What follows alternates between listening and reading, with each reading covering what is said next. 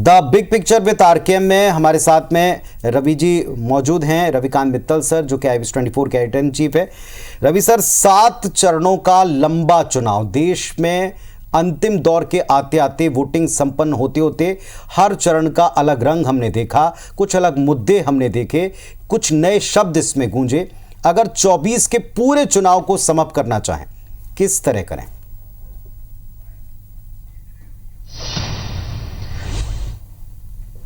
देखिए पुनीत, चुनाव प्रचार खत्म हो चुका है अगर हम मोदी के ध्यान को प्रचार ना माने तो। और कल जो है वो वोटिंग हो जाएगी फाइनल 7वें चरण की, और उसके बाद 4 तारीख को नतीजे आ जाएंगे कि आखिर उस दिन ये पता लग जाएगा कि जो पिछले 75 दिन में जो चुनाव प्रचार हुआ उसमें किसका जोर चला, किसकी बात को जनता ने मानकर अपना वोट दिया। और ये जो चुनाव थे काफ़ी दिलचस्प रहे, जिसमें कि 2 खेमे थे, जिसमें एक तरफ जो मज़े, दोनों तरफ खेमों में इस बार जो कलाकार थे उन्होंने काफ़ी दमखम और अपने पूरी ताकत से चुनाव लड़ा। एक तरफ थे मोदी, बीजेपी और उनके एनडीए के साथी। दूसरी तरफ के जो मुख्य कलाकार थे वो राहुल गांधी थे, प्रियंका थी, खड़गे थे और उनके जो दूसरे साथी थे। कुछ सहयोगी कलाकार भी थे जिन्होंने काफ़ी अच्छा अपना नाम बनाया, चाहे वो तेजस्वी हों, अखिलेश हों, ममता बनर्जी हों, और कुछ मेहमान कलाकार भी थे जिन्होंने काफ़ी इसमें एक अच्छा चौका लगाया पूरे चुनाव में, जैसे कि मणिशंकर अय्यर हों या सैम पित्रोदा हों। तो ये सब मिलके जो पूरा 75 दिन का ये जो चुनाव चला, जिसमें कि किसी ने भी कोई कसर नहीं छोड़ी, उसमें मेरे हिसाब से 5 बड़ी बातें निकल के आती हैं। अगर हम चुनाव प्रचार की शुरुआत देखें तो सबसे पहले बीजेपी ने और खासकर नरेंद्र मोदी ने अब की बार 400 पार का नारा देकर एक नैरेटिव गढ़ने की कोशिश की, और उन्हें मान के चले कि इस बार हम 400 से ज़्यादा सीटें लेकर आएंगे। लेकिन जब पहले 2 फेज़ की जो वोटिंग हुई और उसमें जब वोटिंग परसेंटेज कम आया तो बीजेपी को ये चिंता हुई कि शायद उसका वोटर उसको वोट देने को नहीं निकल रहा, और उसी तरफ एक काउंटर ऑफेंसिव कांग्रेस ने मारा कि भाई बीजेपी को 400 से ज़्यादा सीटें इसलिए चाहिए क्योंकि ये संविधान को बदलने की बात करेगी और संविधान को बदल देगी अगर इनको 400 से ज़्यादा सीटें आई। तो इसको देखते हुए ये थोड़ा सा नारा बीजेपी ने उसके बाद टोन डाउन किया। अब दूसरा मुद्दा कौन सा बड़ा बना, इसी से रिलेटेड कि जब संविधान बदलने की बात आई तो राहुल गांधी यहाँ तक कि एक लाल किताब पकड़ के, जिसको कि वो कहते थे कि भारत का संविधान है, उस किताब पकड़ के उन्होंने कई सारी रैलियाँ की और उन्होंने कहा कि देखिए ये जो बीजेपी है ये पूरा संविधान बदलने की बात कर रही है, अगर आपने इसको जिताया तो संविधान बदल देंगे। उसके काउंटर में बीजेपी ने कहा, मोदी ने खासकर कहा कि भैया हम नहीं संविधान बदलेंगे, बल्कि कांग्रेस जो है वो आप SC, ST और OBC का जो आरक्षण है वो मुसलमान को देने का काम कर रही है।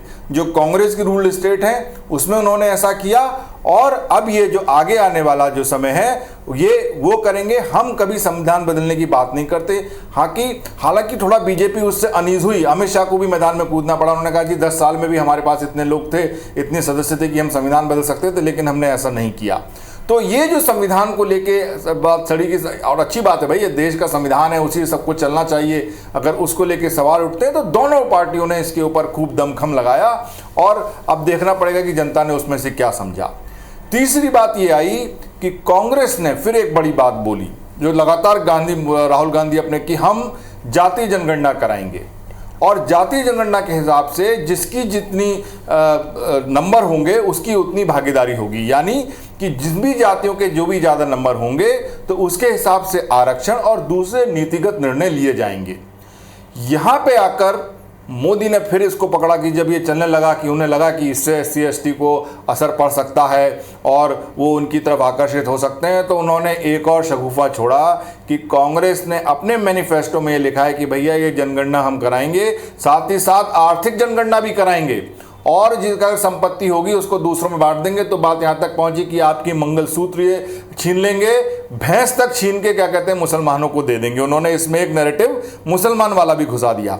तो अब इसके ऊपर ये ये बड़ा एक मुद्दा बनता चला गया। तो ये तीसरा एक मुद्दा बड़ा बना जिसमें कि जाति जनगणना और आपकी संपत्ति की जनगणना होगी, और इसी में एक तड़का लगाया मेहमान कलाकार ने, इनहेरिटेंस टैक्स की मुद्दा छोड़ के, शिगुफा छोड़ा, उसको लेके भी बीजेपी ने खूब कि भैया देखिए इनकी सोच ही ऐसी है, ये आपकी संपत्ति भी बांट देंगे, बल्कि जो आप अपने बाल बच्चों के लिए संपत्ति कमाते हो उसको भी छीन लेंगे। तो ये एक बड़ा नैरेटिव चला। उसके बाद जो चौथा बड़ा एक नैरेटिव आया वो है एम फैक्टर, जिसमें सबसे बड़ा एम जो है वो मोदी है।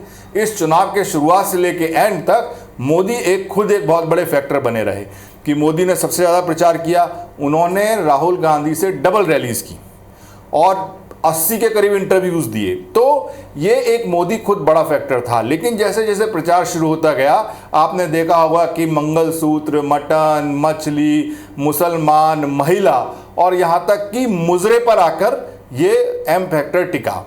अब इन फैक्टर का कितना असर हुआ, ये तो एम से मतदान जो हुआ है उसके जब रिजल्ट आएंगे तब पता लगेगा कि इसका कितना असर हुआ। लेकिन ये एम फैक्ट्री और मुसलमान को लेकर ये प्रमुखता से रहा। और अंत में कोई भी भारत का चुनाव कैसे पॉसिबल है अगर उसमें पाकिस्तान का नाम नहीं आए, और पाकिस्तान को लाने वाले कोई मुख्य कलाकार नहीं थे, एक मेहमान कलाकार थे मणिशंकर अय्यर, जिन्होंने ये कह दिया कि भैया पाकिस्तान से हमें ऐसा नहीं है कि हमको थोड़ा सा उनसे डरना चाहिए क्योंकि उनके पास परमाणु बम है, उनको इज्जत देनी चाहिए। इसको लेके बीजेपी ले उड़ी, उन्होंने मजबूत नेता, मजबूत देश और क्या कहते हैं उसको पूरा कहा कि पाकिस्तान से हम नहीं डरते, कोई हमारे बम फ्रिज में थोड़ी ना रखे हुए हैं। और एक और कदम आगे बढ़ते हुए वो पीओके तक पहुंच गए और उन्होंने कहा कि पीओके हमारा था, है और रहेगा। और योगी आदित्यनाथ ने इतना कह दिया कि अगर सरकार बनती है तो 6 महीने के अंदर हम पीओके को देश में मिला लेंगे।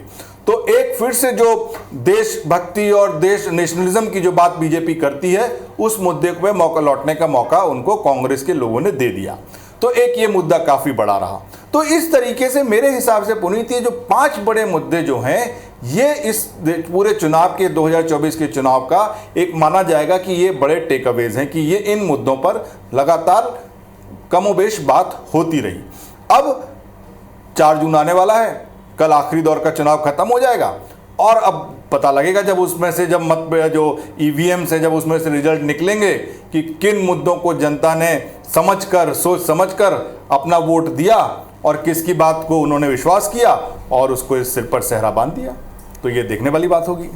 चलिए, वाकई ये देखने वाला होगा। वैसे इसके अलावा भी हमने देखा राम मंदिर, महंगाई, बेरोजगारी, इनकी चर्चा लगातार मुद्दों के तौर पर की जाती रही। बहुत कोशिश की गई इनके ऊपर सारी डिबेट्स लाने की, लेकिन सीधे सीधे कोई बड़ा असर छोड़ते नजर नहीं आए।